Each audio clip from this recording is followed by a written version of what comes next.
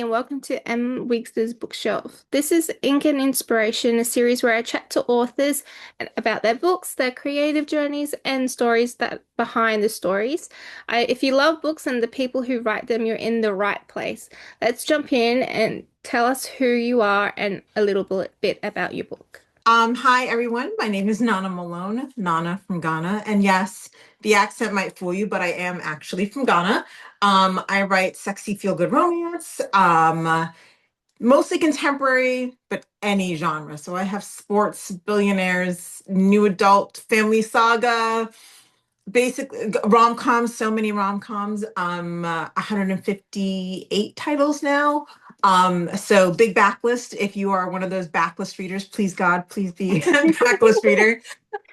Um, and we're talking, I guess, about my latest series, the Kings and Rivals series, which are I've been in my retelling phase, so Camelot retellings.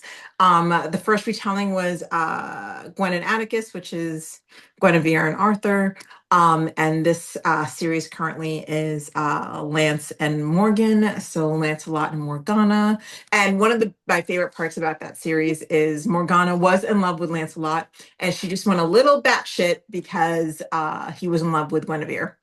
So that's why she went dark sorceress. But yeah, I'm happy to be here, and I can't wait to talk to you.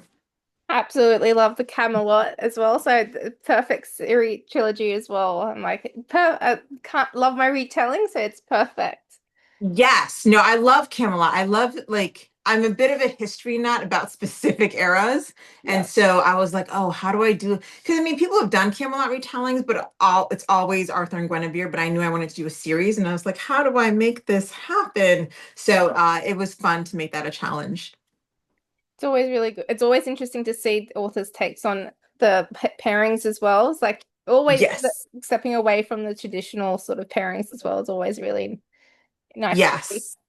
What's Yeah. your No, I mean, it was interesting doing it for Atticus and Gwen because obviously it's like it's like, oh well, Lancelot, it's like that I was like, okay, but it's romance.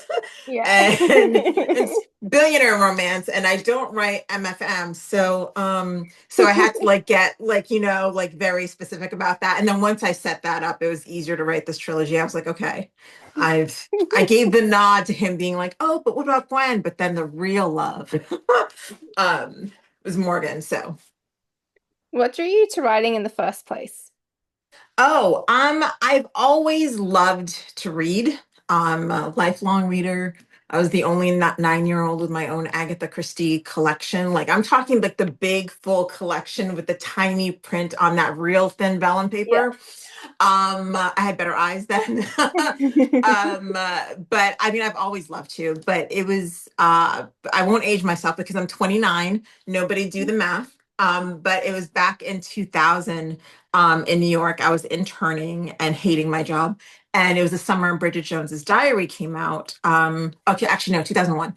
And that summer, everyone was in this book, like everyone on the train, on the bus, like everywhere you went. I can still see the cover with the orange lines and the eyes above and all the stuff.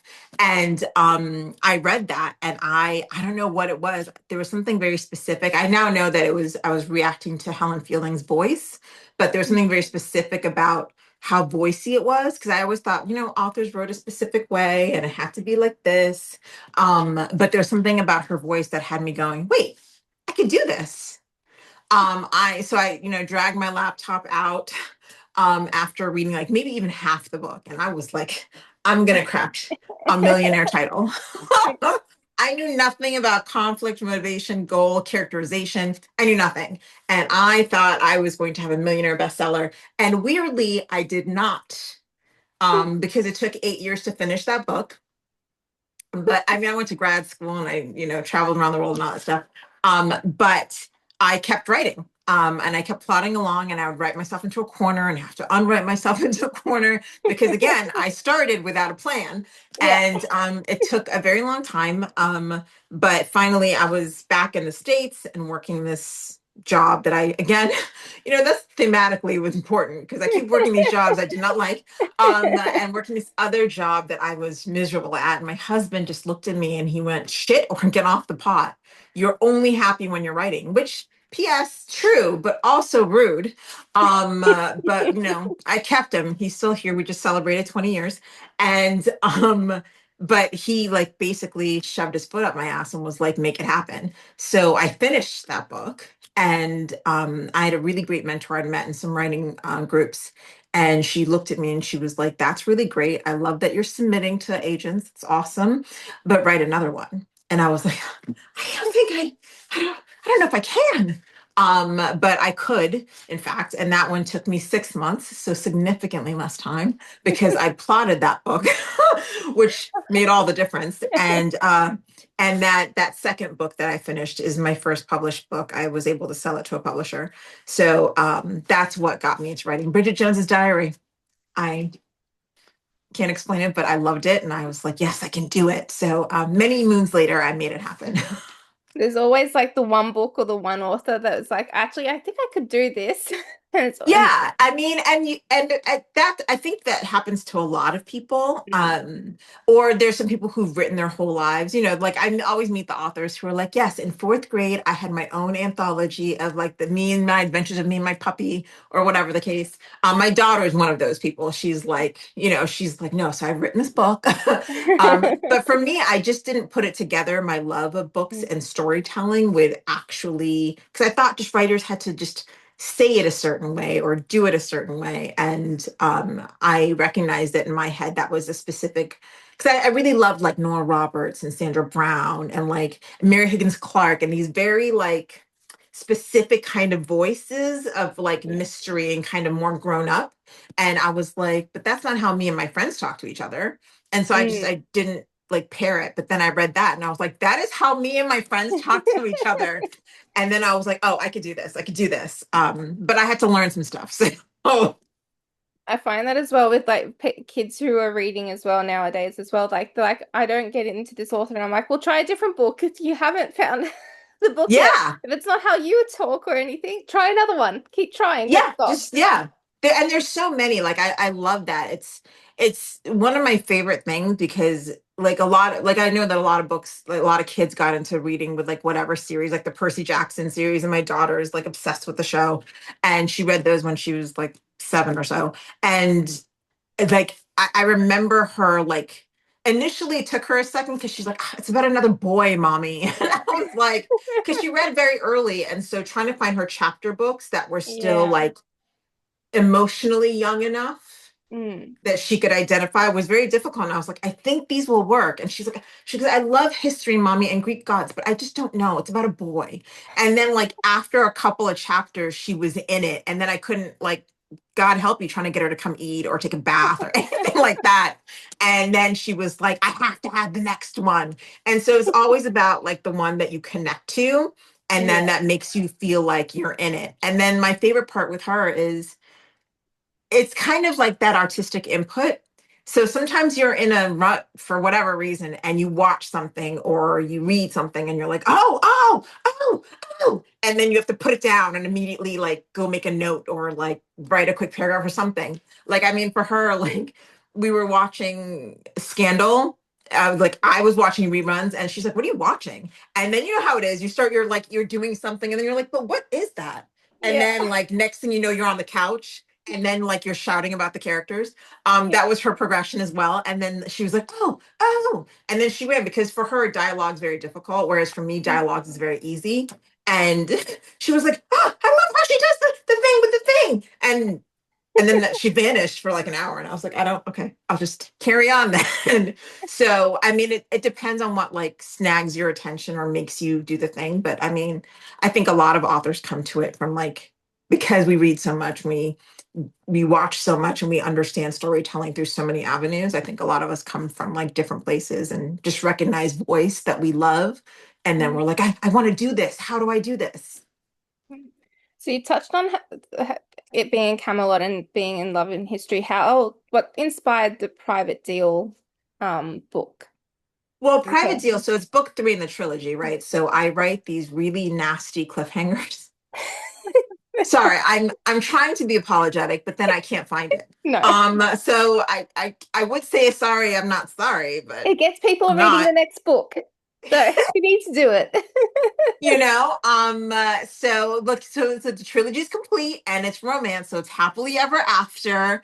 But I mean, so I ended. I mean, it's not a spoiler because I ended High Stakes, which is book two in the trilogy, on a very nasty cliffhanger. And if you read the blurb, it's not a cliffhanger. I make it look like Lance is gone. I made the hero look like he's gone bye bye.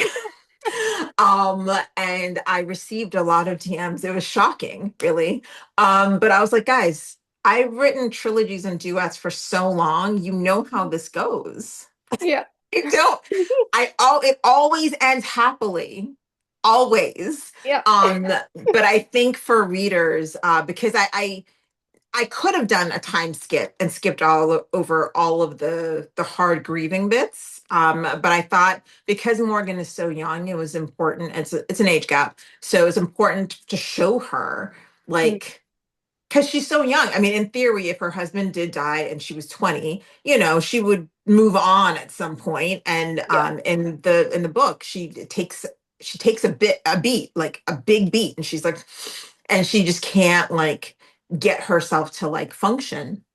And so I thought that was really important to show. But then obviously, Yeah. back from the dead. Yeah. The hows and whys are the surprise. But homeboy's not dead. Yeah. Shocker.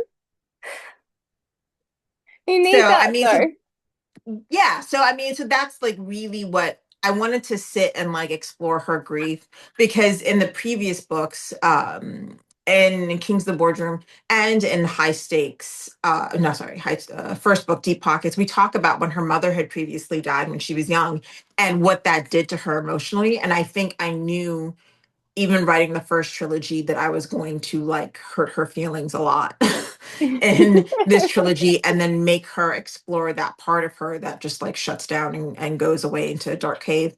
And it was a bit angstier.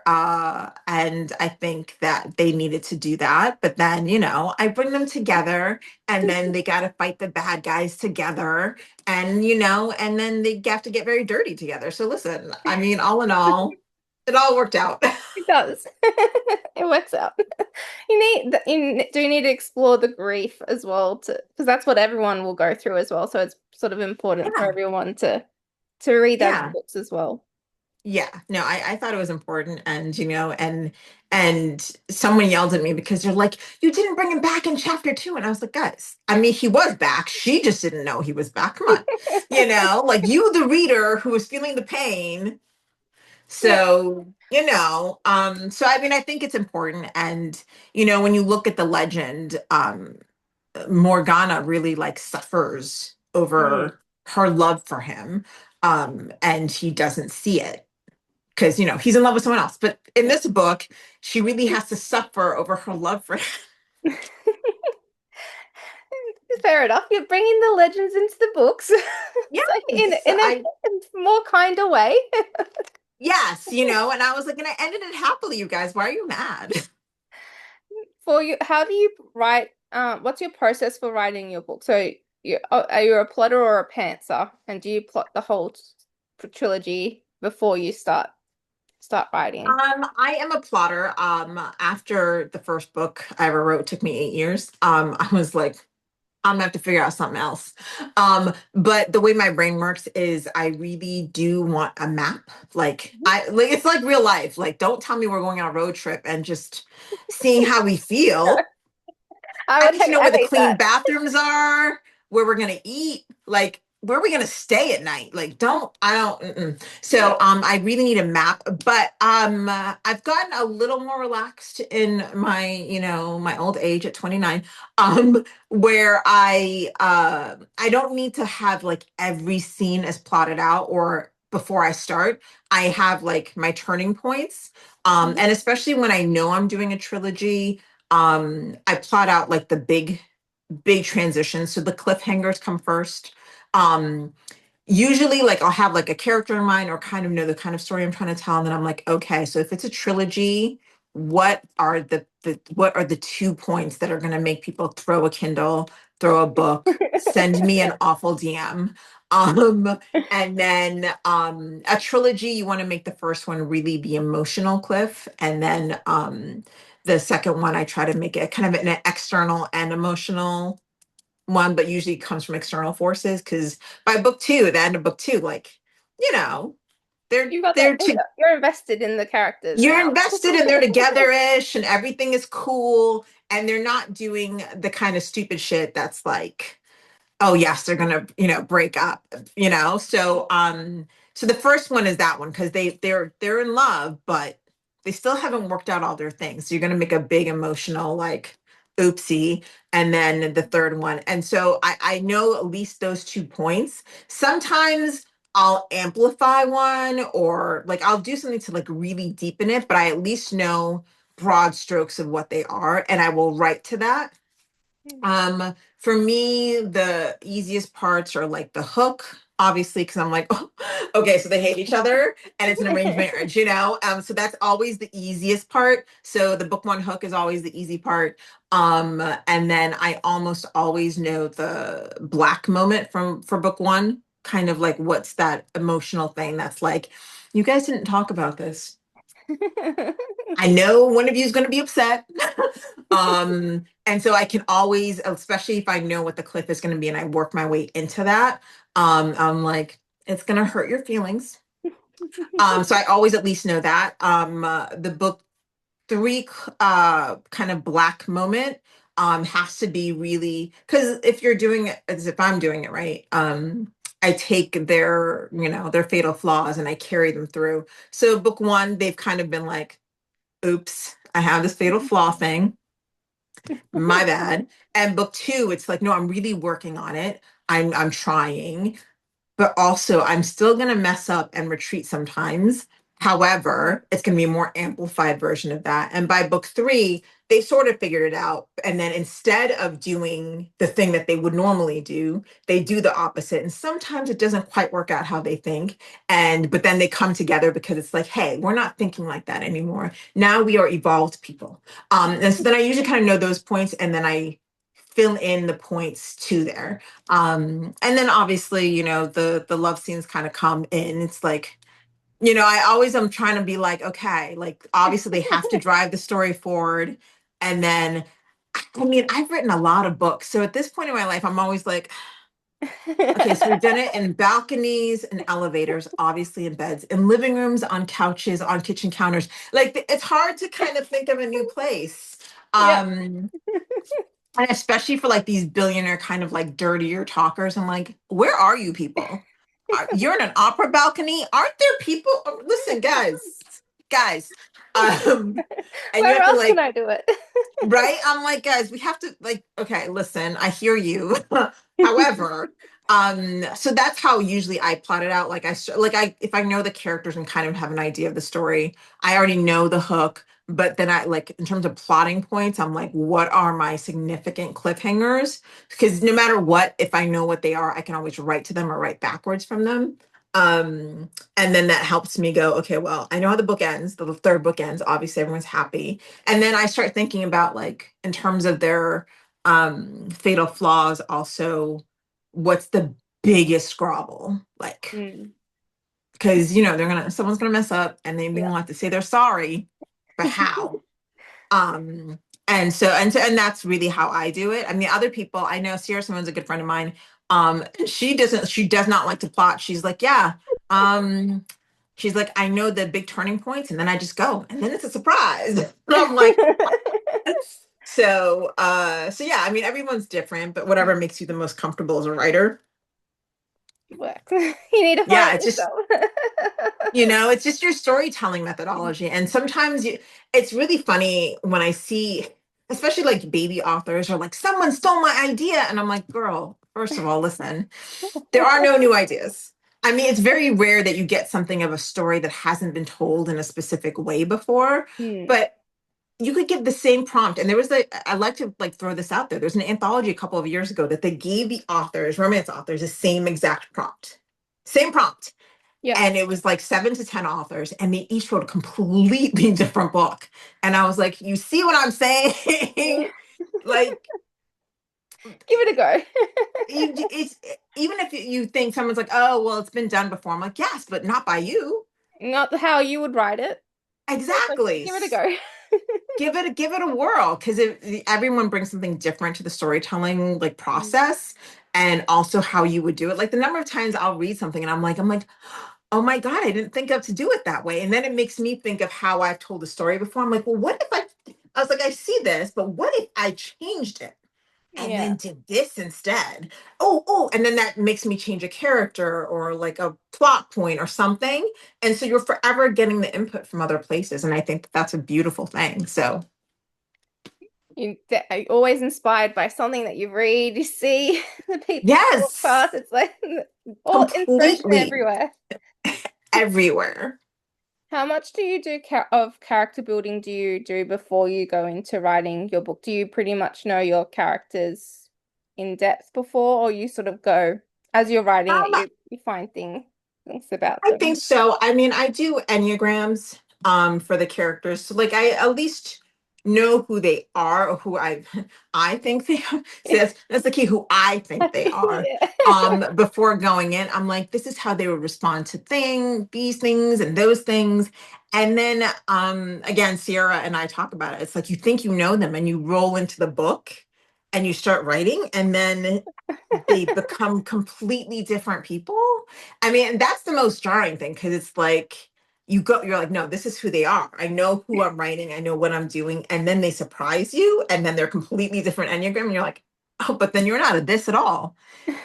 Okay, okay, right. And now I have to adjust. So I do have an idea, and look, 70% of the time that's the right idea, and that's who they are, and I write according to like what I came up with, because I see them and I see them responding to things in my head. But that 30%, man, that'll surprise you quick. Like I once wrote an entire book, the whole book, 95,000 words, and I read it after, and it was fine, but it wasn't right. It Mm. was fine. And I was going to an editor, and I had to rewrite that whole thing in less than a week. Wow. And oh, it was brutal.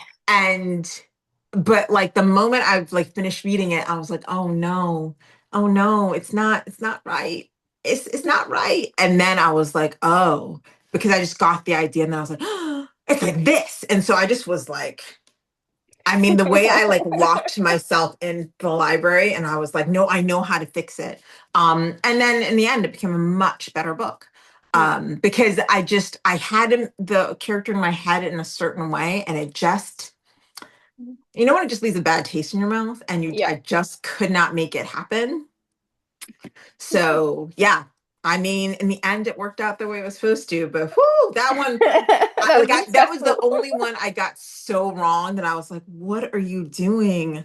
So it happens. Did you have a f favorite moment to write in in the trilogy at all? Um, there's so many. I mean, especially I think once you have book one, the rest of the books play out. So in terms of like the ones that are surprising and fun, the idea behind how they even get together is in the previous books in Kings of the Boardroom, they're very like snipey at each other and just don't like each other very much. And so it's very enemies to lovers, and like every time they're in a room together, they just bicker, bicker, bicker. And so in book one, Morgan needs a place to stay for reasons. Um, and he's the only option for reasons. And he finds out where she's actually staying. And he is like, absolutely not. So he goes to rescue her. And she was like, I do not need to be rescued. I don't know why you rolled up in here trying to rescue me. And he's like, this is super cute. And he just like picks it like fireman carries, just like floop. And the whole time she's like arguing with him the whole way out of wherever it is that she's staying. And that was really fun to write, because it was just like more of that like early energy that people Yeah. really loved. And then he's a billionaire, but somehow he only has one bed. I don't make the rules. It's how it is. he has a big old fancy loft in New York, but it has one bedroom, which is crazy. I don't know. I don't make the rules. And so she's like, well, where am I gonna sleep? And he's like, in the bed. And so she's like, okay, cool. I'm taking the bed and you're gonna be on the couch. And he's like, oh, I didn't mention this. That's crazy because I'm also going to be in the bed. And just that like bickering. And she's like, well, what do you mean? And he's like, it's my bed. I don't, you thought I was gonna take the couch? It's crazy. um and so that like that kind of interaction. And then the other one is oh, this one was a favorite. Is she lives in New York. Obviously she doesn't drive. She knows how, but she had a really bad accident once, and so she no longer drives. But for her job she has to drive a client somewhere, and she's freaking out. And so Lance is like, right, I got you. He's like, we're gonna go drive, like a teenager, you take them around the parking lot or whatever. And then he gets out and he's like, okay, so then you're going to parallel park. And she's like, oh. So anyway, she accidentally runs him over. At That least she reflects says it right. accidentally on purpose. So those are like three of like my favorites, which like showcase like because he's met him. Of course, he's big mad about it. And she's like, I didn't do it on purpose, and he was like, liar. And she's like, you're right, I did do it on purpose. So it's just like those kind of like fun. I love banter. I love when things are like it's like I love when things feel like a caper. It's like very capery. Um, and he's a former assassin, so they get real, like Yeah. soon enough. But I love that initial capery feeling of like every time they're together, it's like this like funny, but it's funny and fun, but also like the underpinning of some serious shit going on. But I love how capers feel. And so like those interactions are very capery to me. And so those are probably the most fun to write. Before things get like, once they're in love, you're like, oh my God, they're in love, yay. And then obviously there I come blowing stuff up and I'm like, how do I blow it up? I'm here. I'm ready. I need it. I always love the banter parts in romance novels. Like they're the fun parts to read as well. It's like, yep, you guys Yes. actually like each other. That's what I like to Right? see. It's like it's got you kicking your feet, even Yeah. though you're like, oh, that was mean. Do it again. I want to see another one. Right? Exactly. What advice would you give to a writer working on their first book? And if you were given any advice? To give to a writer writing their first book, read a lot, like a lot. Like keep reading. Don't write something that you don't read. It doesn't make any sense and you'll just be miserable. And then if you are like seeking to not just like right, but like when you're closer to publication, start a newsletter. This is the advice I give everywhere I turn. People are like, what would you give new authors? I'm like, start a newsletter. And I know people are like, oh, but social media. And I was like, you don't own social media. Your Mm, account can get shut off. You can get banned. You can get whatever. Start your own newsletter because you own those people. They've chosen to be there. And then advice people gave me early on. Like I said, my mentor was very much like, write another one, which was probably like the best advice ever I could have gotten. Because I think I would have just been stuck in this like realm of, oh, I'm pitching, and not like mm. locked in. And at that point that I finally, my husband shoved his foot up my ass. Um, I think that was like a good catalyst to keep going. Because I could have easily gotten like been like, well, I wrote one. Yeah. And like a lot of people get stuck on like, well, I wrote one, it's perfect. It's not perfect, and no one should ever read that first one, or at least the first version of that. Um, and they get stuck in this thing where it's like, no, you're a storyteller. You have proved that you are capable of finishing a story. Now write another story. And each one you just kind of progressively get better by spending the hours doing it. You just do. Mm. And so that was probably the best like advice I was ever given. Write another one. Um, because I probably would have stayed too long in that, oh, but I wrote this one and I'm trying to sell it. Whereas like you get a little, I mean, my books are still my babies and I love each of them, but like you get a little less precious about it, Yep. the further removed you are. Um, and then you just know that you can write another story, that you have another story in you. I think a lot of people sometimes get, they're like, but it's it's the magic ones. And some books are like that. Some books you're like, no, this one, which is fair, but like written of this one, you'll write another one. So I think probably the best advice that I was given. Like I still think about it. That came from Misty Evans. She's a fantastic suspense writer. And sure has some fantasy paranormal too, but Misty Evans, she's a real one because she was like, no, write another one. And that advice has like sat with me forever. You'd probably get a lot quicker as you keep practicing and to keep I mean, doing yeah, other because books as first well. one took 8 years, next one took 6 months, next one took 3 months, and Mm. then after that, I could get down to about one a month. That's I now I dictate to write, um, which isn't actually any faster in the long run.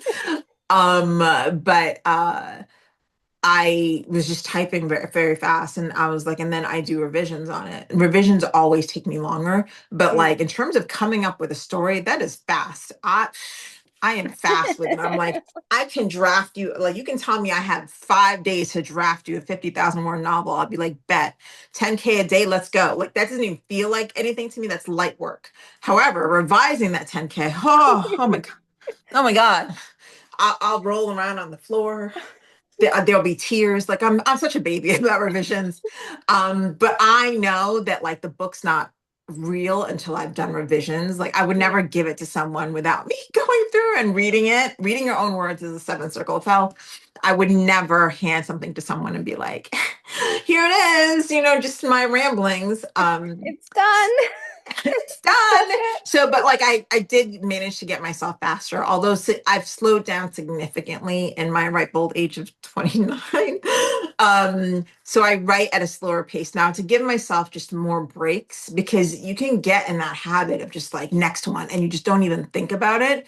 And now I'm giving myself a little bit more room to breathe. And to play around with some other genres too. Like I think that like after this many books, I'm like really established in that, like, this is what Nana Malone does. But I'm like, oh, but that thing over there looks really cool. And if I give myself more time, then I can also explore that thing over there that looks really cool under a pen name, just for fun. It's always good to sort of explore. And as you read, like as we read as well, it's like actually that idea has sparked something that I want to do. Yeah, I absolutely. could do And it. I think I could do it, guys. The number of times I call my friends and I'm like, you guys, listen, what if? And it's like some genre that I really don't write. I'm like, no, I have a series idea for an alien romance. Listen, and they're like, you don't write? I'm like, mind your business. Listen, I could though. I could write it. I could, okay, if I had time. So I think it's at this point like I can take that, I can slow down, which I have, to write like other things and to explore like other genres that make no sense under the Nana Malone brand but make more sense just like for fun, which is what writing should be. But as you make it your job, you get a little bit more in like the business of it, the brand of it, the this of it. And while it's still fun, there's all this like background work stuff that goes in, and you're like, sometimes I just want to write like shifter romance. Yep. I need I to know that's not what I do write, but I just want to write a shifter romance. So slowing down helps with that a little bit. now, a couple of fun questions. What's your favorite? Yes. Do you listen to music while you write? Not while drafting because I dictate now. But when I'm in revisions, sometimes yes, I have a couple of playlists depending on what I'm writing. I have a love scene playlist that are like R&B jams.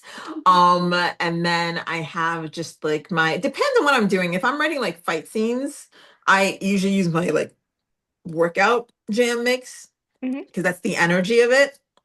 Um, but like there's some writers that are like super music heads, like they have to be listening, they're like mood. And I'm like, I could be listening to music, I could not be listening to music.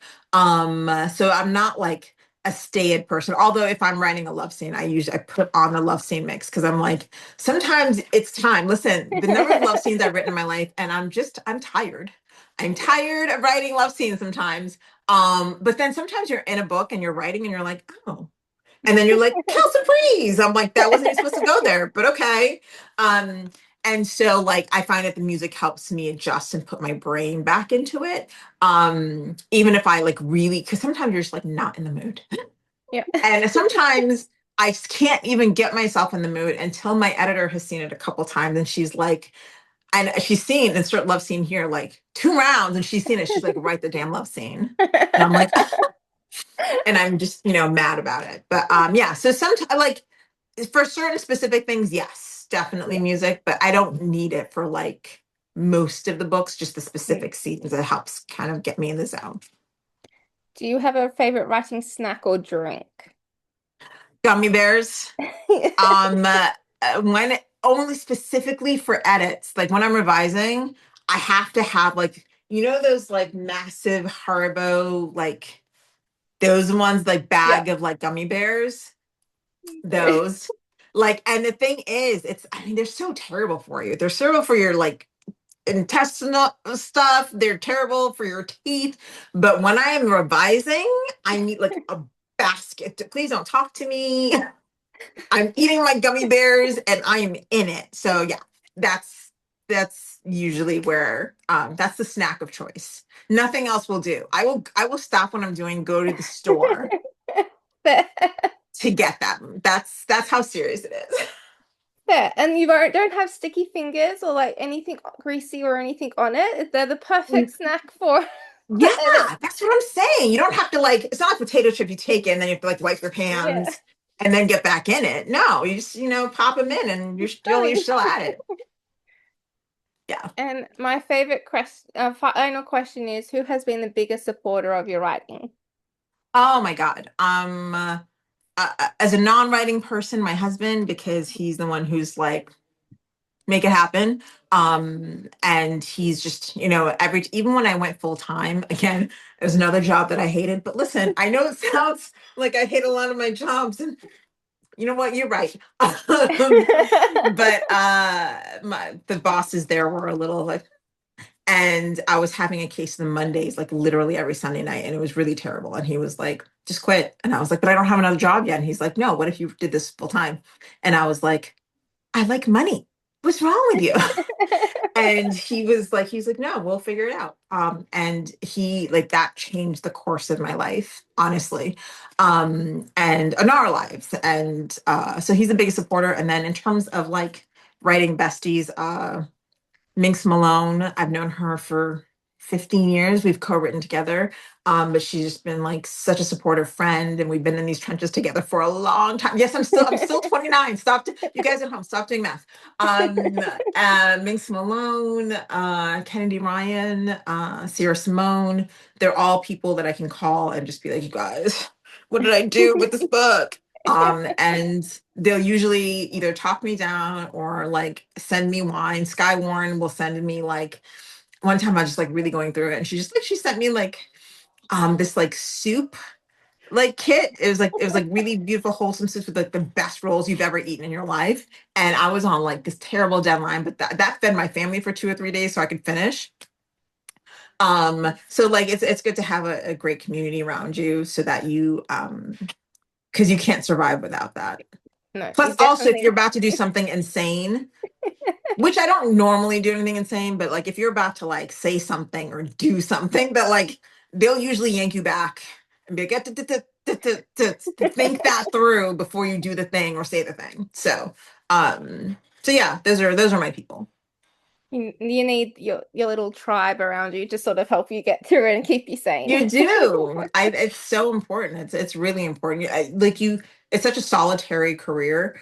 Mm, But it just really you build like and most of these people don't live anywhere near where I live, and you don't see them on a daily basis, and you don't get to talk to them on the phone every minute. But like mm. just even having that text, like you guys, is this weird? This weird thing happened. And they're like, that is weird. Or, well, maybe, trying to talk you down and to be rational. Cause my husband's always like, he's like, babe, don't blow it up. And I was like, already sent. And he's like, Yeah, but yeah, no, the community is so important because it just keeps you going when you have those down days, of which there are plenty.